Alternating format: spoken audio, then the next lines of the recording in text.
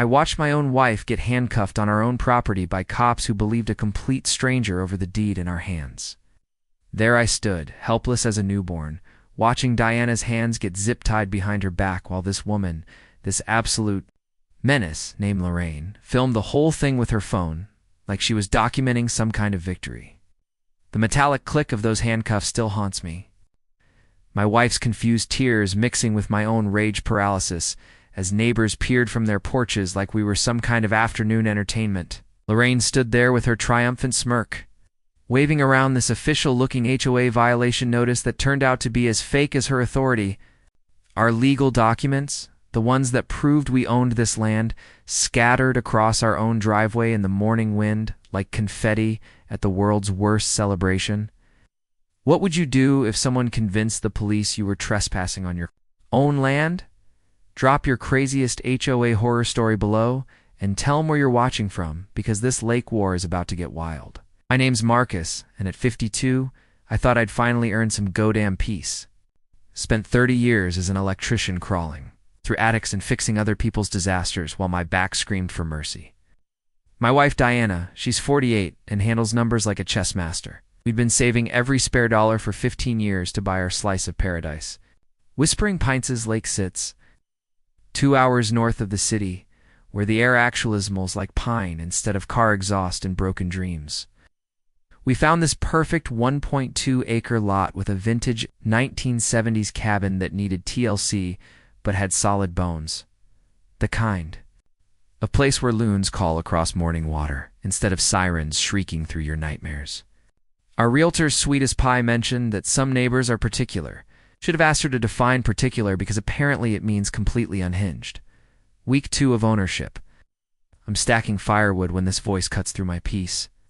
Like a cane saw, excuse me, are you the new owners? I turn around to find this woman clutching a clipboard like it's the Declaration of Independence. She's got a measuring tape draped around her neck like some kind of suburban Medal of Honor, and this smile that screams, I'm about to ruin your day. I'm Lorraine Kessler, Community Standards Coordinator for the Whispering Pines Lake Homeowners Association. The smell of fresh sawdust hung thick in the morning air, mixing with the clean scent of lake water and something else. Something sharp and chemical that made my nose twitch. Later, I'd recognize that as Lorraine's signature perfume, Ode to Crazy Lady. She launches into this laundry list like she's prosecuting a war criminal. Wrong gate color. Dock violates setback requirements. Firewood stacking disrupts visual. Harmony. And my personal favorite, our mailbox was guilty of aggressive nonconformance. That's $350 in immediate compliance fees, plus 75 monthly dues. Diana appears on his porch, dish towel in hand, looking like she's trying to process what fresh hell has arrived at our door. I'm sorry, but we didn't see any HOA mentioned in our closing documents. Lorraine's smile turns razor sharp. Honey, there's a lot you city folks don't understand about maintaining proper community standards. We protect property values here. The way she spat city folks made my teeth grind. Diana grew up in a farming town with 800 people, hardly downtown Chicago. 2 days later, the witch returns with backup.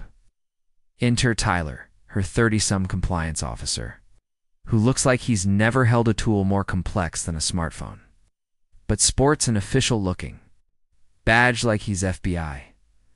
Tyler photographs our property with the intensity of a crime scene investigator. Click, click, click. Every angle of our dock, our offensive gate, even the way we dared to park our truck on our own land. They slapped this official-looking final notice under our windshield wiper. Professional letterhead, legal-sounding threats, demanding we repaint our gate by Friday or face escalating enforcement action. Here's the thing. I might just be an electrician, but 30 years of dealing with contractors taught me to smell from 3 counties away. That evening, I take a walk. 6 other properties have identical notices fluttering like white flags of surrender. Diana fires up her laptop that night, and when my wife gets that particular look in her eye, somebody's about to have a very bad day. County records show no registered HOA, she announces, fingers flying across the keyboard. I call Betty, the previous owner. Oh, sweetie, she sigh. Loren's been terrorizing folks for 3 years. Most people just pay her protection money to make it stop. Diana's already 10 steps ahead, pulling up state business filings. Marcus, look at this. She filed LLC paperwork, but never registered as a legitimate HOA. This woman's running a straight-up extortion racket. The metallic taste of our well water seemed sharper that night, but underneath it was something else entirely. The taste of a fight we were absolutely going to win. Diana is not the type to roll over and play dead. Next morning, she marches into town and returns with a Militera electronic keypad lock for our gate, the kind banks use on their back doors. If this psycho wants to play games, Diana announces, drilling holes for security cameras, we're going to document every lunatic move she makes. She posts private property signs every 50 feet, like she's marking territory, each one laminated and legally bulletproof.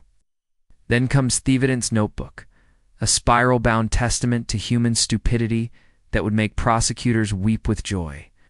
The smell of fresh ink mixed with morning coffee as Diana documented everything with the precision of a forensic accountant. Which, fun fact, is exactly what she used to be before switching to part-time bookkeeping.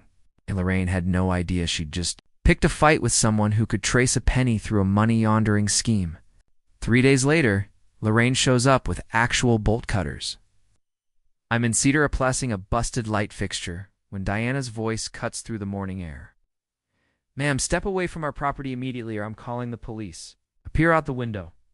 To witness Lorraine literally attempting to cut our new lock while Tyler films the whole thing like they're producing Criminal Activity for Dummies. The home video. This gate blocks emergency vehicle access, Lorraine declares to Diana's camera with the confidence of someone who's clearly lost touch with reality. The homeowner's association maintains easement rights. Diana doesn't even blink. Show me the recorded easement document. Out comes Lorraine's briefcase of fake emergency access bylaws, fabricated community covenants, forged signatures on documents that looked official if you squinted and had recently suffered a head injury. This woman had invested more creativity in her fraud than most people put into their actual careers. But here's where Lorraine's amateur hour meets reality TV. 20 minutes later, a sheriff's patrol carols up our driveway. Out! Deputy Craig emerges, looking like he'd rather be wrestling alligators than dealing with neighborhood drama. Ma'am, he addresses Diana while Lorraine practically vibrates with anticipation. I have a report that you've illegally modified community property and are preventing lawful emergency access. The crunch of gravel under Deputy Craig's boots sounds like a funeral march as Diana calmly retrieves our deed. Title insurance, property, survey, and tax records from the truck. Meanwhile, Lorraine's frantically shuffling through her folder of fiction, producing what she calls the HOA master deed, a document that supposedly grants her association magical powers over everyone's property. Officer, this woman is clearly a squatter who's compromised community safety infrastructure. Lorraine announces with the righteous fury of someone who actually believes her own lies. That's when I nearly torpedo our entire case by marching toward Lorraine, ready to introduce her face to some harsh truths about reality. Diana's hand catches my arm with surprising strength. Marcus, document, don't react. Her voice stays steady, but I feel the tremor in her fingers. Smart woman saved us from a disaster. Deputy Craig examines both sets of documents with the enthusiasm of someone solving advanced calculus. Real estate law wasn't exactly day one at the police academy, but even he could spot the difference between legitimate counterchords and Lorraine's Microsoft Word masterpieces. Ma'am, he finally tells Lorraine, whose face has progressed through the entire visible spectrum of rage. These people have clear legal title. They can secure their property however they want. Lorraine's expression shifts to what I can only describe as nuclear meltdown meets wounded rhinoceros. This community has standards, she shrieks, gathering her fake documents like a magician whose trick just exploded. You people clearly didn't understand what civilized living means. She storms off with Tyler shuffling behind her, but not before, shooting us a look that promised this was just the opening act of a very ugly show. Here's Lorraine's first major tactical error. Diana had been recording everything on her phone, perfectly positioned to capture both Lorraine's attempted property destruction and Deputy Craig's confirmation of our ownership rights. After they leave, Diana files harassment complaints with the sheriff's department and discovers something delicious. Deputy Craig is Lorraine's nephew. Conflict of interest much? But the real bombshell comes that evening when Mrs. Kowalski shuffles over during our barbecue. She's 70-some with worried eyes and hands that shake when she talks. "You folks better watch yourselves," she whispers, constantly glancing back at her house. "Lorraine's run off 3 families already. The Hendersons paid her $2,000 just to stop the harassment." The taste of grilled burgers turned metallic in my mouth. We'd bought paradise and accidentally declared war on the neighborhood mafia boss, Lorraine's. Next move came straight from the Psychopath's Greatest Hits collection. If you can't destroy someone directly, cut off their lifelines and watch them suffocate. Monday morning, our power dies. Not from a storm or equipment failure. A deliberate shutoff because some concerned citizen called the electric company claiming we had an unauthorized hookup stealing juice from communitalins. Tuesday brings the water district armed with clipboards and suspicious frowns, investigating reports of illegal well usage that supposedly violated county groundwater regulations. Wednesday's special guest, the health department, complete with soil probes and attitudes, because apparently our septic system poses an imminent public health threat requiring immediate inspection and potential condemnation. Each visit cost us time, money, and chunks of our sanity, while Lorraine sits on her deck across the lake, watching through binoculars like some demented bird watcher cataloging her prey. Diana starts connecting dots with the methodical fury of someone who once caught a CEO embezzling pension funds through fake vendor invoices. She pulls county records going back 3 years and discovers Lorraine has been weaponizing bureaucracy like it's her personal army. The Hendersons endured 6 months of utility harassment before coughing up Lorraine's compliance fees, just to make the nightmare stop. The elderly Petroskis had their power cut for 3 days during a 90 heat wave because Lorraine convinced the electric company their medical equipment was somehow overloading community circuits. Here's the part that made my blood boil. The Johnsons, a sweet retired couple who'd saved 40 years for their lake house, actually fled like war refugees, sold their dream home at a $30,000 loss rather than fight Lorraine's reign of terror. The pattern was crystal clear. Systematic harassment designed to break people's spirits and empty their bank accounts. Thursday morning, I'm at Henderson's Hardware, buying PVC fittings when Jim, Lorraine's live-in boyfriend and apparent enforcer, materializes beside me like a bad rash. "You know," Jim says, examining paint cans with the intensity of someone planning the Scion Chapel, "your wife's making things real uncomfortable for everyone." The familiar smell of sawdust and WD-40 fills the air while other customers suddenly develop intense interest in nearby merchandise displays. Nothing like small-town drama to make shopping awkward. Marcus, right? "Look, nobody wants problems here. Lorraine's just maintaining community standards. You city folks roll up thinking you can ignore established protocols, but lake living has rules." I set down my pipe fittings and give Jim my full attention. He's about 50. Soft around the middle, with hands that look like they've never touched anything rougher than a TV remote. "Community standards?" I repeat slowly. "You mean like filing false utility complaints and terrorizing senior citizens?" Smile turns predatory. Sometimes protecting property values requires difficult conversations. Investments need safeguarding, you understand. Store owner Pete Martinez suddenly becomes fascinated by our exchange, drifting closer while pretending to organize his bolt display. Smart man. He's about to witness something important. Here's what I understand. I announce loud enough for Pete and half the store to hear. "Your girlfriend is running a protection racket, and I've got documentation proving every bit of fit." Jim's mask slips completely. Accidents happen around lakes, Marcus. Docks collapse without warning. Boats develop mysterious leaks. Back up into people's kitchens. Would hate to see you folks experience those kinds of mechanical failures. And there it was. Jim just made direct threats in front of witnesses. When Diana taught me about building legal cases during her forensic accounting days, she always said criminals eventually hang themselves if you give them enough rope. Jim had just braided his own noose.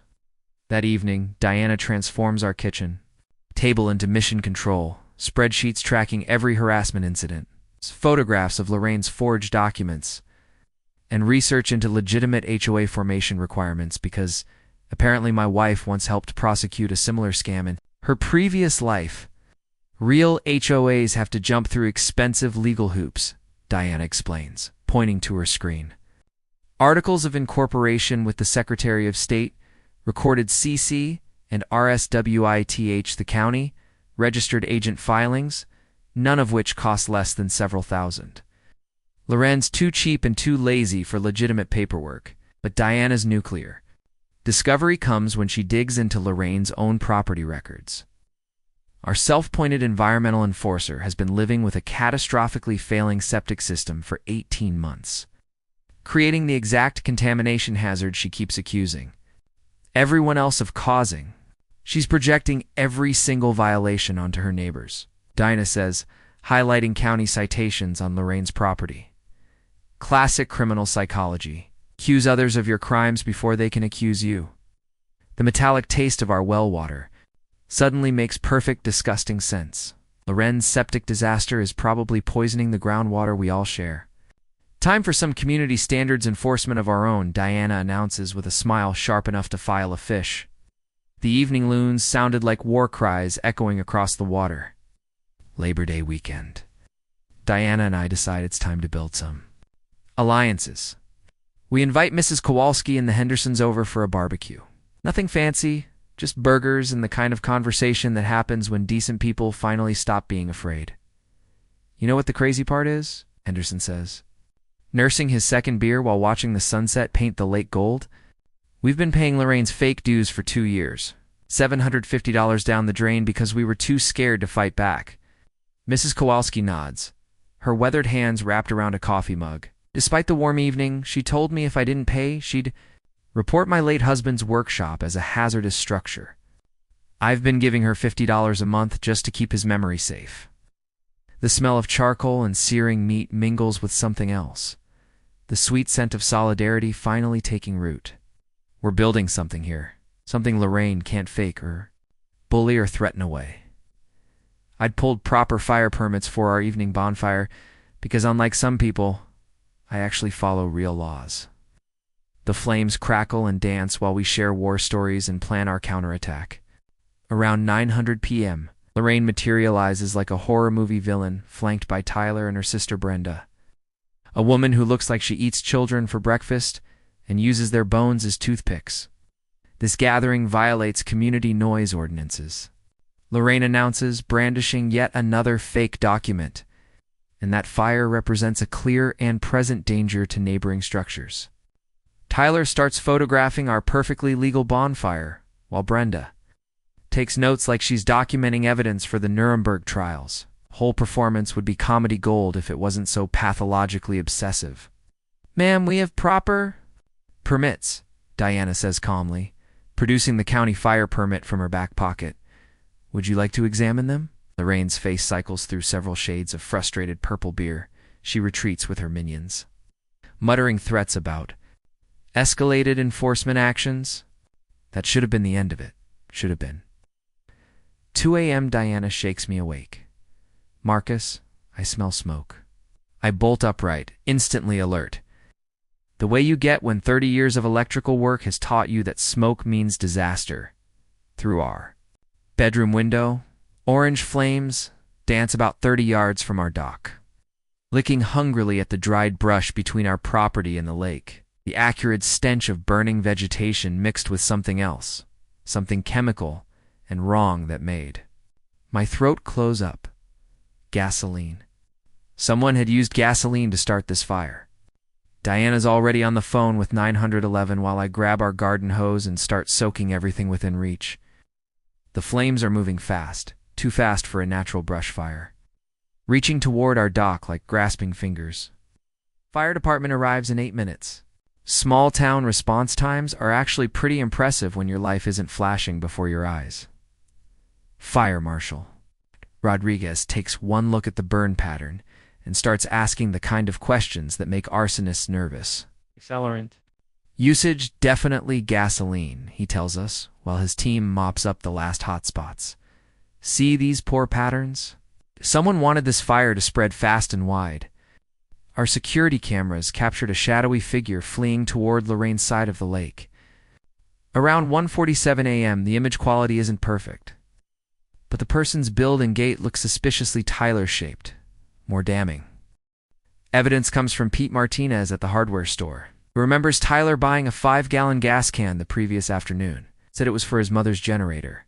Pete tells the investigating detective. Seemed nervous, kept looking over his shoulder. But here's where Lorraine's master plan backfires spectacularly. The fire brings our neighbors together like nothing else could have. Mrs. Kowalski admits Lorraine threatened to burn down her shed if she didn't start paying double dues. The Hendersons reveal they've been extorted for nearly $3,000 total. More families emerge from the shadows with their own horror stories.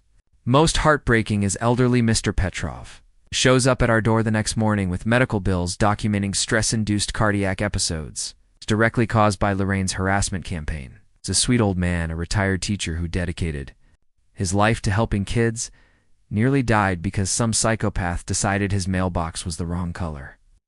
She told me the state would condemn my property if I didn't pay for structural compliance inspections, he says, hand shaking as he holds his hospital discharge papers. I gave her $400 I couldn't afford because I was terrified of losing my home. Diana creates a neighborhood WhatsApp group that night. 8 families, strong and growing. She researches criminal penalties for impersonating government authority, which apparently carries up to 5 years in prison when fraud is involved. More importantly, she discovers that organized schemes targeting multiple victims can trigger federal racketeering charges under the RICO Act, the same law they use to prosecute organized crime families. The taste of smoke lingered in our mouths for days, but underneath it was something sweeter. It's a taste of justice finally within reach. Lorraine had pushed too far, burned too many bridges, and now her victims were becoming her prosecutors. Diana's forensic accounting instincts kicked into overdrive the morning after the fire. While I was dealing with insurance adjusters and fire damage estimates, she was hunting bigger game. Every legitimate HOA has to provide financial records to homeowners, Diana explained, settling into her laptop like a sniper taking position. It's actually required by law in most states. Let's see what Lorraine's books look like, she fired off a certified letter demanding complete financial statements, bank records, and audit reports for the Whispering Pines Lake Homeowners Association. The kind of request that makes honest organizations reach for their filing cabinets and criminal enterprises break into cold sweats. Lorraine's response came within 48 hours. Manila envelopes stuffed with spreadsheets that looked professional enough to fool most people. Detailed income statements showing $32,000 in reserve funds. Expense reports for community maintenance and professional services. Even fake receipts for landscaping work that supposedly kept our neighborhood looking pristine. But Lorraine had made one crucial mistake. She'd tangled with someone who spent 15 years catching white-collar criminals by following their money trails. Look at these numbers, Diana said, highlighting discrepancies with the precision of a surgeon marking tumors. She claims $800 monthly income from dues, but only shows 6 families paying. The math doesn't work unless families are paying different amounts, which violates every HOA regulation ever written. Diana's real breakthrough came when she traced Lorraine's business banking records through public filings. The Whispering Pines HOA account contained exactly $847, not the $32,000 in reserves her fake statements claimed. Even better, the bank records showed a pattern of personal withdrawals, car payments, credit card bills, even grocery runs to Walmart. Classic embezzlement behavior that Diana had seen a dozen times during her corporate investigation days. Been running a check cashing scheme, Diana explained. Spreading bank statements across our kitchen table like a poker player, revealing a winning hand. Collecting real money from scared neighbors, then spending it on personal expenses while creating fictional reserves to justify future shakedowns. But the nuclear revelation came when Diana contacted the State Consumer Protection Agency and ran Lorraine's name through their fraud database. Our community standards coordinator had a previous conviction for running an identical scam in Jefferson County back in 2018. Fake property management company for documents, vulnerable elderly victims. She's a repeat offender, Diana said, printing court records that read like a blueprint for Lorraine's current operation. Same fake authority complex, same targeting of retirees, same pattern of escalating harassment when people resist. My wife's insurance background kicked in next. She called our homeowner's policy company and discovered we'd been paying inflated premiums. Based on Lorraine's false claims about HOA requirements and community risk factors, our agent confirmed no legitimate HOA existed in our area, meaning we'd been overcharged by nearly $400 annually. This opens up a whole new legal avenue, Diana said, her voice carrying that particular tone she gets when she's about to ruin someone's entire existence. Insurance fraud carries federal penalties. Mail fraud for using postal services to send fake notices. And if we can prove she's targeted people based on age or perceived financial status, we're looking at civil rights violations. The poor dynamic had completely reversed. What started as us defending our property had evolved into building a criminal case against an organized fraud operation. That evening, Diana called an emergency meeting at our cabin. 10 families showed up, more than had ever gathered in one place since Lorraine began her reign of terror. The total damage became clear. Over $15,000 in fake dues collected, thousands more in unnecessary expenses. An immeasurable psychological trauma inflicted on decent people who just wanted to enjoy their retirement. We're not victims anymore, Diana announced to our living room full of neighbors who'd found their courage. We're prosecutors building a case that's going to put this woman in prison where she belongs. Diana transformed our cabin basement into something that looked like a FBI task force headquarters. Charts covered the walls, tracking every fraudulent transaction, harassment incident, and forged document. Red string-connected photographs to witness statements like we're hunting a serial killer, which emotionally speaking wasn't far from the truth. We need a real lawyer, Diana announced, pulling up the State Bar Association website. Someone who understands both criminal fraud and civil rights violations. Enter Sarah Chen, a real estate attorney with a side passion for taking down consumer scams. When Diana explained our situation during the initial consultation, Sarah's eyes lit up like Christmas morning. This is a prosecutor's dream case, Sarah said, reviewing Diana's evidence files. Clear pattern of fraud, multiple victims, documented threats, even arson. My partner Jake handles criminal law. This is exactly the kind of precedent-setting case that makes careers. The legal strategy was beautiful in its simplicity. 3 simultaneous attacks. Criminal referral to the district attorney for fraud and extortion charges. Federal complaint for mail fraud, since Lorraine used postal services for her fake notices. And civil RICO lawsuit for organized criminal activity, targeting our neighborhood. Sarah explained how the racketeer influenced and corrupt organizations. ACT works during our strategy meeting. Originally designed to prosecute mobsters, RICO now covers any ongoing criminal enterprise that affects interstate commerce, which includes fraud schemes that target people with out-of-state bank accounts or retirement funds. When criminals organize systematic harassment for financial gain, federal courts treat them exactly like organized crime families, Sarah said, spreading statute books across her conference table.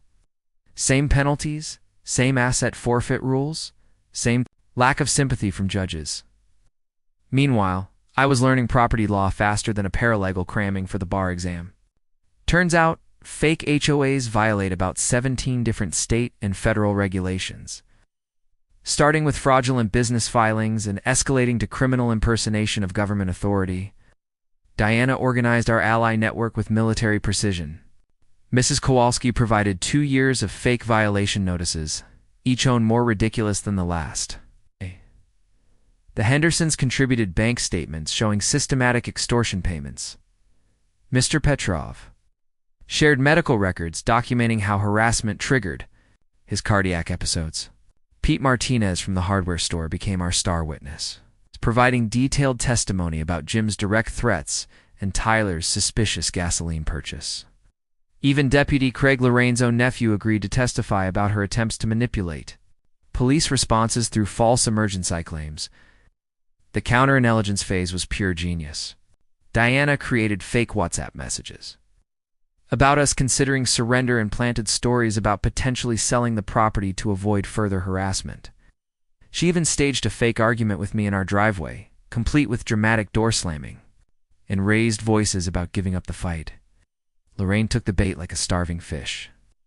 Our security cameras caught her celebrating on her deck with Brenda and Tyler, toasting what they thought was their victory with champagne that probably cost more than Mr. Petrov's monthly Social Security check.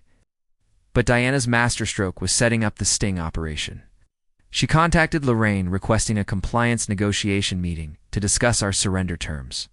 Sarah coached me on exactly what questions to ask and how to phrase them to elicit admissions of criminal behavior. The meeting would be recorded using professional equipment provided by the prosecutor's office.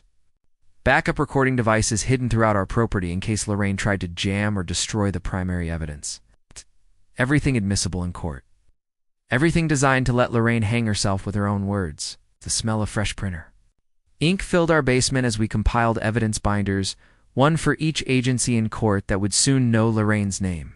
Diana's fingers flew across calculator keys, quantifying damages with the precision that once helped convict corporate embezzlers. Late-night strategy sessions, fueled by coffee and righteous anger. The taste of justice getting closer with every document we filed. Every witness statement we collected. Every piece of Lorraine's criminal puzzle that clicked into place.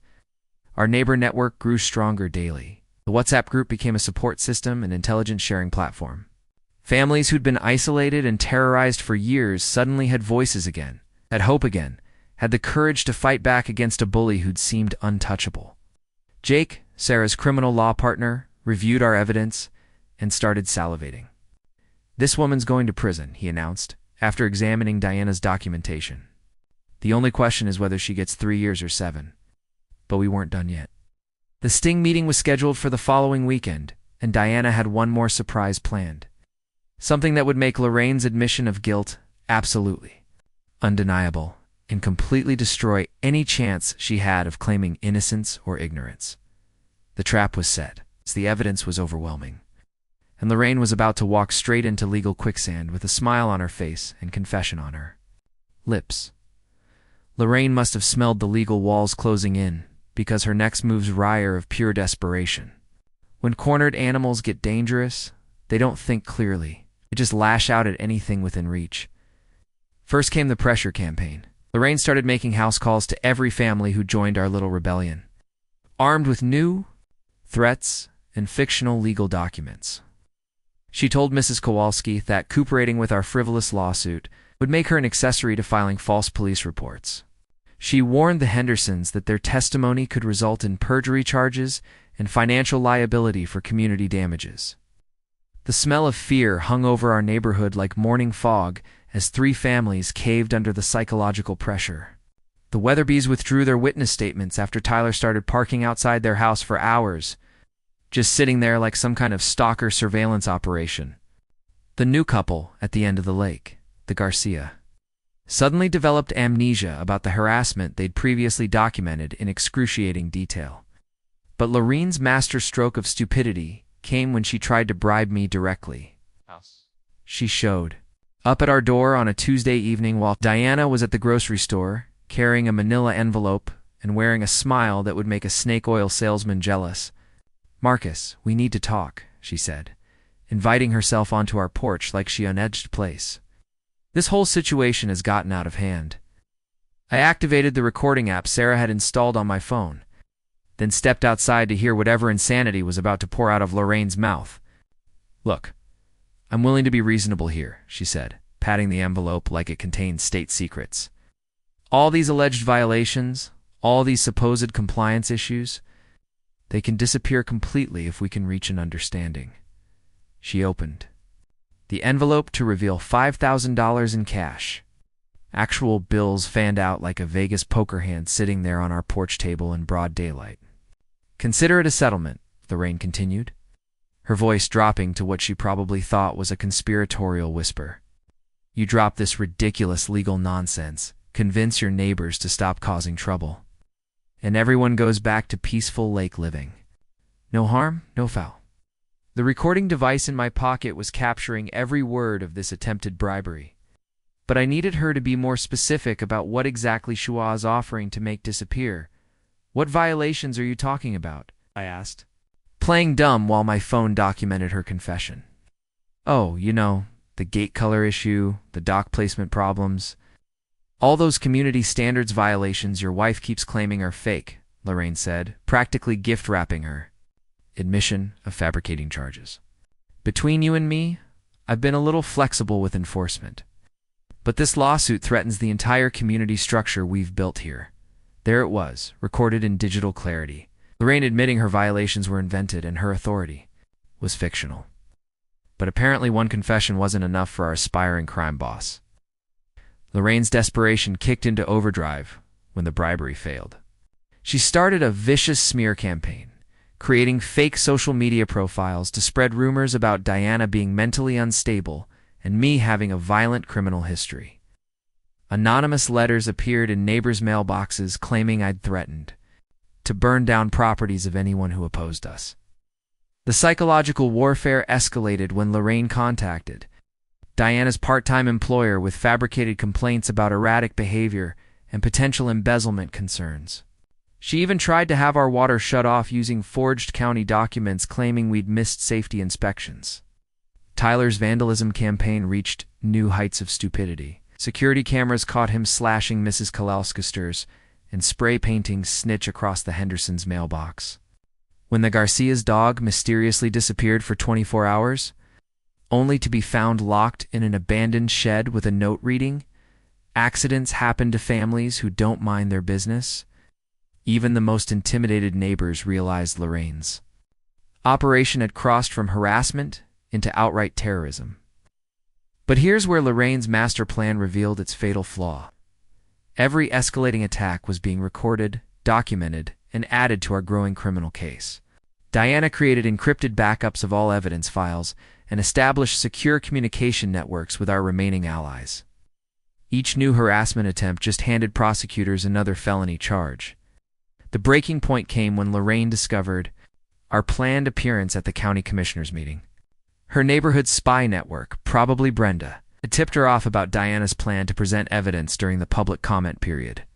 Lorraine tried filing an emergency restraining order based on completely fabricated threats, claiming I'd made statements about burning down her house and teaching her a permanent lesson. The petition read like bad fiction written by someone with severe paranoid delusions. Judge Henderson, no relation to our neighbors, took exactly 12 minutes to review Lorraine's evidence and dismiss the petition with prejudice. Turns out fake police reports and forged witness statements don't impress family court judges, especially when the defendant shows up with actual evidence contradicting every claim. That restraining order dismissal was Lorraine's final tactical error. Now she was officially on record filing false documents with the court system, adding perjury and abuse of process charges to her growing legal problems. The trap was closing, and desperation was making her careless. Lorraine's last stand began with what can only be described as a complete psychological meltdown disguised as strategic warfare. When she discovered Diana's plan to expose her publicly, at the county commissioners' meeting, something inside that woman's brain just snapped like a over-tightened guitar string. First, she tried recruiting reinforcements from outside our neighborhood. Its social media posts appeared on local Facebook groups, claiming our lake community was being invaded by aggressive outsiders who threatened property values and community safety. She painted herself as a concerned citizen protecting vulnerable seniors from criminal elements with violent tendencies. The posts included carefully cropped photos of our security cameras described as surveillance equipment used to spy on neighbors and intimidate elderly residents. Our evening barbecues became loud parties that disturbed the peace and attract undesirable elements. Even our dock repairs were twisted into unpermitted construction that violates environmental regulations. But Lorraine's desperation led to her biggest mistake yet. She reached out to County Commissioner Patricia Walsh directly, attempting to use political pressure to shut down our public complaint. What Lorraine didn't know was that Commissioner Walsh had been investigating HOA fraud, complaints for 2 years, and was absolutely fed up with fake associations terrorizing rural communities. When Lorraine called, claiming to represent a legitimate homeowners association under attack by litigious troublemakers, Commissioner Walsh saw red flags bigger than carnival banners. Mrs. Kessler, Commissioner Walsh told me later, made the mistake of threatening a public official. He actually said, "I'd regret it if I allowed those people to spread lies about her community leadership." Commissioner Walsh contacted our attorney, Sarah Chen, who provided copies of all our evidence files. That phone call turned our county meeting presentation from a citizen complaint into an official investigation with full prosecutorial support. Meanwhile, Tyler and Jim's vandalism campaign reached peak stupidity. They attempted to sabotage Diana's car by loosening lug nuts and cutting brake lines. Criminal acts caught in perfect detail by Pete Martinez's hardware store security cameras as they bought the tools. Detective Rodriguez arrested Tyler at 6 a.m. the next morning, finding him in bed with bolt cutters, a tire iron, and brake fluid on his hands. Faced with video evidence and forensic proof, Tyler flipped on Lorraine faster than a pancake on Sunday morning. "She told me if I didn't help her, she'd kick me out and I'd have nowhere to go," Tyler confessed, providing detailed testimony about 3 years of harassment campaigns against neighbors. "Mom said these people were trying to destroy our community and we had to protect ourselves." Tyler's confession revealed the full scope of Lorraine's operation: systematic targeting of newcomers and elderly residents, coordinated harassment campaigns designed to force property sales, and financial extortion disguised as legitimate HOA enforcement. But the media attention really sent Lorraine over the edge. Channel 7 picked up our story as part of their Fraud Watch investigative series, interviewing multiple victim families about fake HOA scams across the county.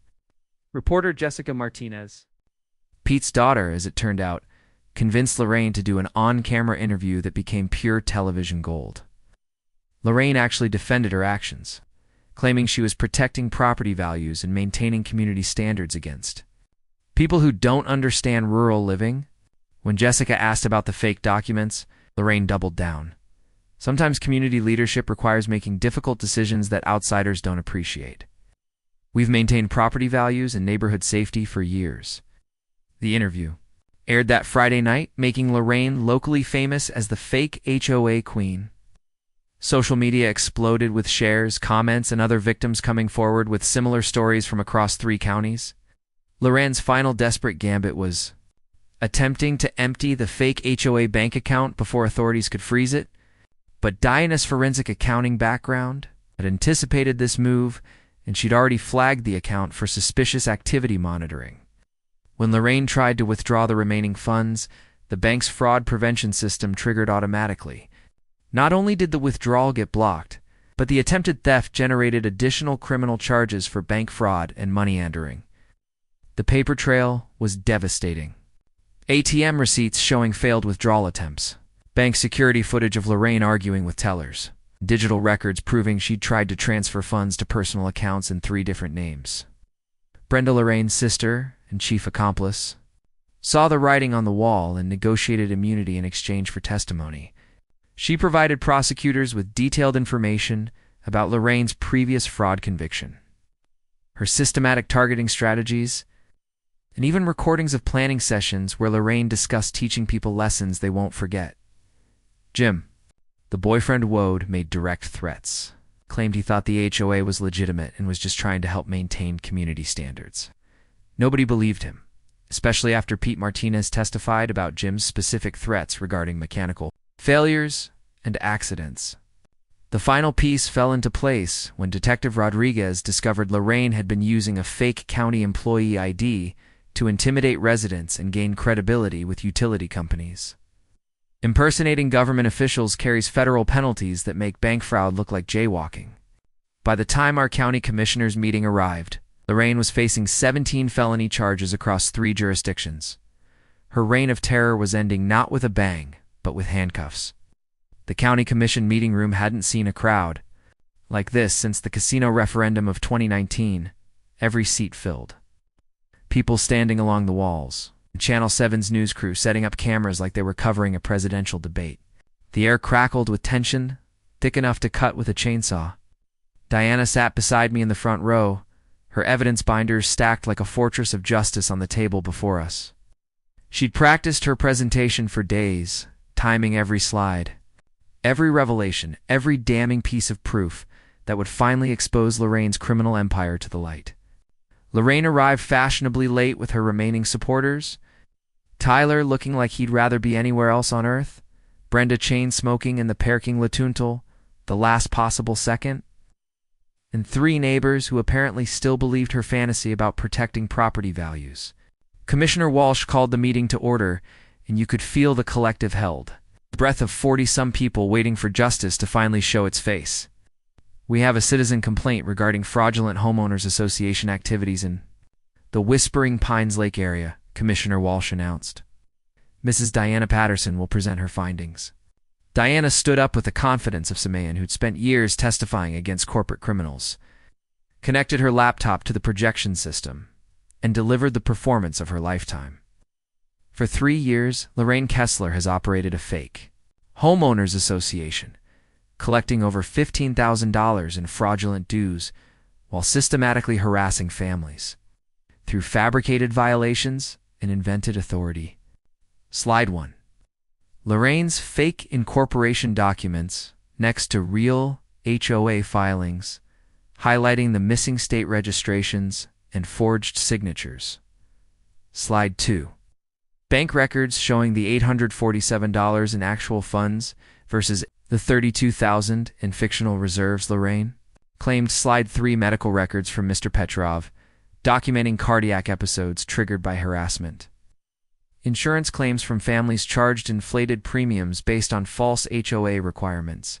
The audience was dead silent, except for the furious scratching of reporters taking notes and the soft clicking of camera shutters capturing Lorraine's face cycling through shades of panic. But Diana saved the nuclear option for last.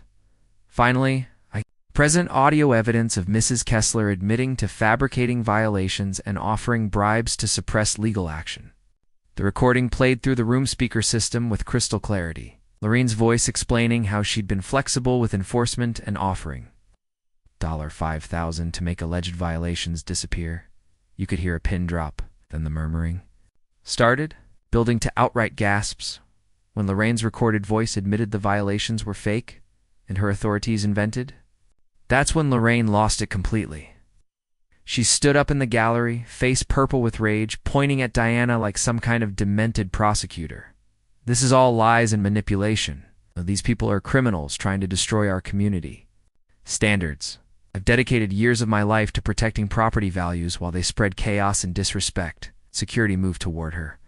But Lorraine wasn't done with her meltdown. I built something beautiful here. Community with standards. With order, with respect for tradition. These outsiders want to turn our lake into some kind of lawless wasteland where anyone can do anything. Tyler tried to calm her down, grabbing her arm and whispering urgently. But she shoved him away with surprising force. Don't touch me. You're all against me. The county, the police, even my own family. But I know what I've done for this community, and history will vindicate my efforts. Commissioner Walsh banged her gavel. Ma'am, you need to sit down immediately, or security will escort you from the building. But Lorraine was beyond reason now. You have no authority over me. I answered to a higher calling: community preservation and property value protection. These people are nothing but troublemakers and lawsuit parasites. Security didn't wait for another outburst. They flanked Lorraine and guided her toward the exit while she continued ranting about community standards and outside agitators who don't understand proper lake living protocols. The whole scene was being broadcast live in the county's YouTube channel and recorded by every news crew in the county. Lorraine's public meltdown became her final, most damaging confession. Commissioner Walsh called for order and made the announcement we'd been waiting years to hear. Based on the evidence presented tonight, I'm directing the county attorney to file criminal charges against Mrs. Kessler for fraud, extortion, and filing false documents. The sheriff's department will execute arrest warrants immediately, she continued. Furthermore, the county will establish a fraud reporting hotline and work with state legislators to strengthen penalties for fake HOA schemes. No family should endure what these victims have suffered. The room erupted in applause. Mrs. Kowalski was crying. The Hendersons hugged each other. Mr. Petro raised his fist in quiet victory. Outside the courthouse, Channel 7's Jessica Martinez, Interviewed Diana while I stood proudly beside my brilliant wife. What would you tell other families facing similar harassment? Jessica asked. Diana's response became the soundbite that launched 1,000 fraud investigations. Document everything. Report immediately, and never let bullies steal your peace. Justice delayed isn't justice denied. It's justice gathering evidence. 6 months later, Lorraine stood before Judge Martinez in an orange jumpsuit. Looking like a deflated balloon that had finally run out of hot air, she pleaded guilty to 17 felony counts, including fraud, extortion, arson, conspiracy, and impersonating government authority, avoiding a trial that would have stretched her sentence into double digits. For years in state prison, followed by 3 years probation and $15,000 in restitution to victim families. The judge's words still ring in my ears. Mrs. Kessler, you terrorized an entire community for personal gain. Your actions represent a betrayal of basic human decency that this court cannot tolerate. Tyler got 18 months probation and 300 hours of community service, specifically maintaining the very properties his mother had targeted for harassment.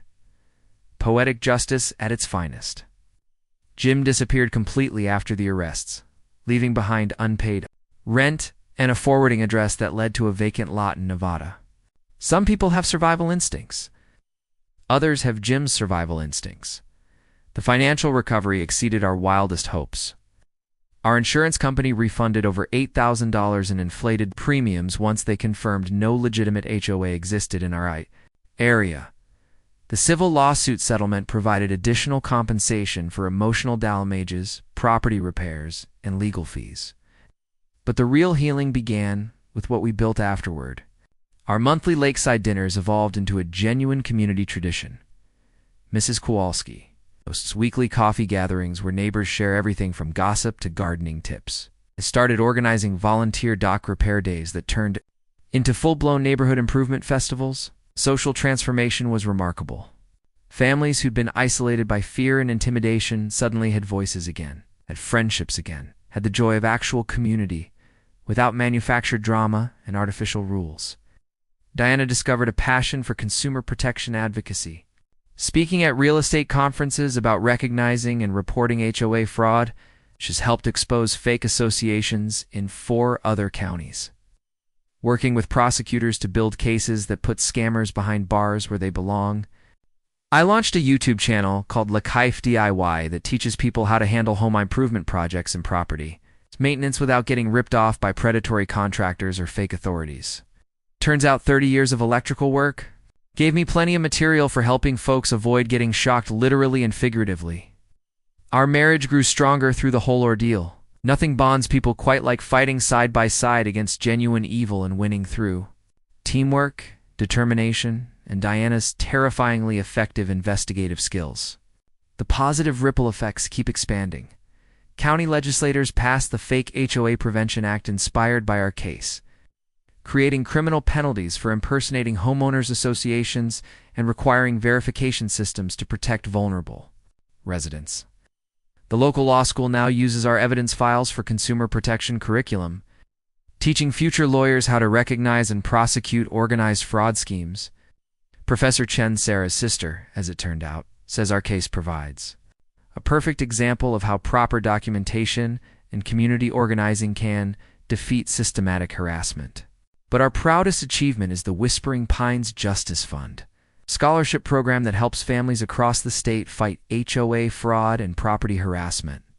We raise money through our annual Lake Festival, a celebration that brings hundreds of people together for food, music, and workshops on property rights and fraud prevention.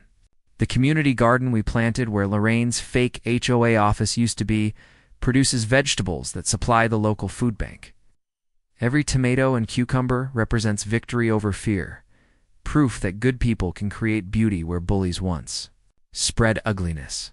Some shadows linger, of course. New property buyers get full disclosure about our neighborhood's history. And Lorraine's house sits empty with a weathered for sale sign that nobody seems interested in changing. Reminders that evil leaves scars even after justice prevails. But those shadows make the light more precious. Every peaceful morning on our dock, every friendly wave from neighbor HOA, no longer live in fear. Oh. Every sunset that isn't interrupted by harassment or intimidation.